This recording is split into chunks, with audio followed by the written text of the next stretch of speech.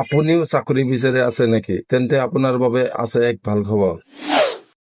কেন্দ্ৰীয় ঔদ্যোগিক নিৰাপত্তা বাহিনীয়ে কনিষ্টেবল ট্ৰেডছমেন নিযুক্তিৰ বাবে কেইবাটাও পদৰ বাবে আবেদন আহ্বান কৰিছে। বিশেষ কথা এয়াই যে দশম উত্তীৰ্ণসকলেও এই চাকৰিৰ বাবে আবেদন কৰাৰ সুবিধা লাভ কৰিব। এই নিযুক্তিৰ জৰিয়তে মুঠ 11,061টা পদ পূৰ কৰা হ'ব।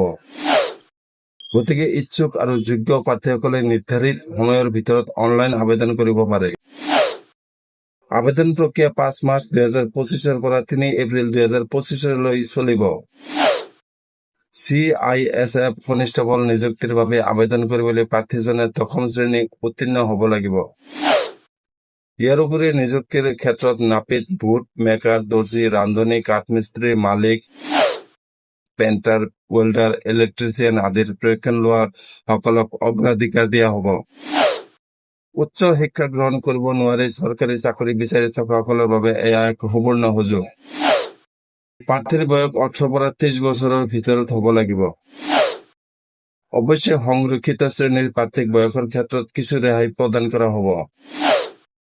অনুসূচিত জাতি জনজাতিৰ শ্ৰেণীৰ প্ৰাৰ্থীৰ 5 বছৰৰ শিথিলতা, OBCৰ প্ৰাৰ্থীৰ 3 বছৰৰ শিথিলতা আৰু প্ৰাক্তন সেনাবাহিনীও 3 বছৰৰ শিথিলতা লাভ কৰিব।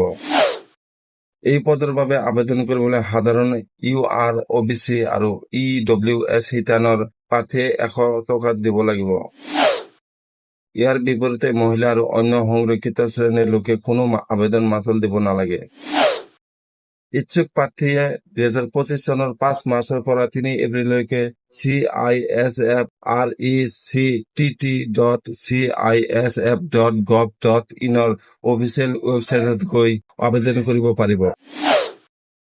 এই পদৰ বাবে বাছনি প্ৰক্ৰিয়াত শাৰীৰিক দক্ষতা পৰীক্ষা, শাৰীৰিক মানদণ্ড পৰীক্ষা, নথিপত্ৰ পৰীক্ষণ, টেষ্ট, লিখিত পৰীক্ষা আৰু চিকিৎসা পৰীক্ষা আদি অন্তৰ্ভুক্ত কৰা হ'ব।